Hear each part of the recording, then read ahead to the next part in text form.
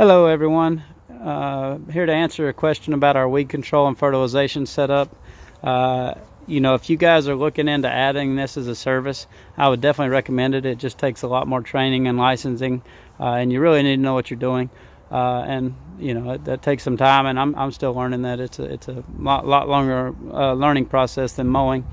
But as far as being able to keep our all-electric model, because if you ever see these people out like True Green or other companies, most of them are using skid sprayers, which is what this called, powered by like a Honda motor or a Kawasaki motor.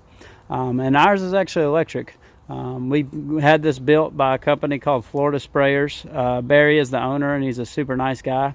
But he built this all-electric unit for us. And it just runs off of this electric pump, and there's an extra 12-volt battery, that keeps it kind of going, while the truck's not running. Works fantastic. You do have some limitations. If you're in an area like Florida or somewhere where you need to get out 4 or 5 gallons per 1,000 square feet of lawn, this pump is not going to be able to push that. But if you're in an area, most other parts of the country, where you only need a gallon or two, this is more than fine, and it works really good. Like I said, we've got all electric equipment in here. We've got a 200-gallon tank, which we'll be upgrading to 300 here pretty soon. We've got our electric reel. As far as the products we use, you can use whatever you like. There's plenty of organic-based fertilizer suppliers. We use Greene County Fertilizers and definitely recommend them. They've got some great products, and we also use a company called Carbon Earth and their Carbon X granular fertilizer product.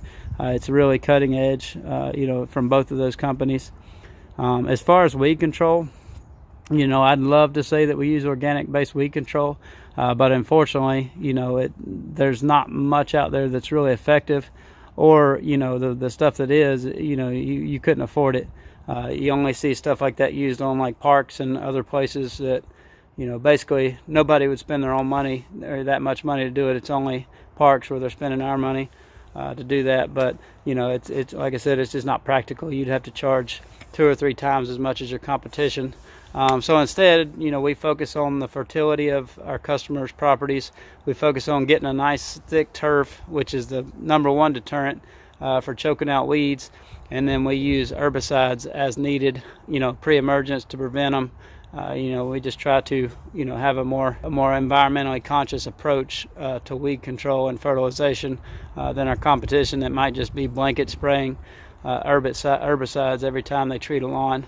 But like I said, on the fertilizer side, we do use organic, and then on the weed control side, insect control, we do have to use, what we have that's effective, and we're able to charge a price that's in line with the rest of our competition in our area.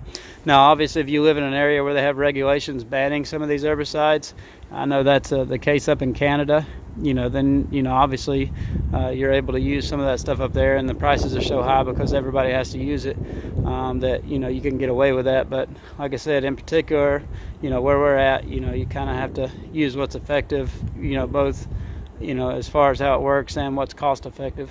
You don't need a setup like this to start out. You can do it with a push spreader and a 4 or 5 gallon backpack sprayer. You don't need to go out and spend $5,000 from day one on a setup like this to be able to spray several hundred lawns when you don't have several hundred lawns.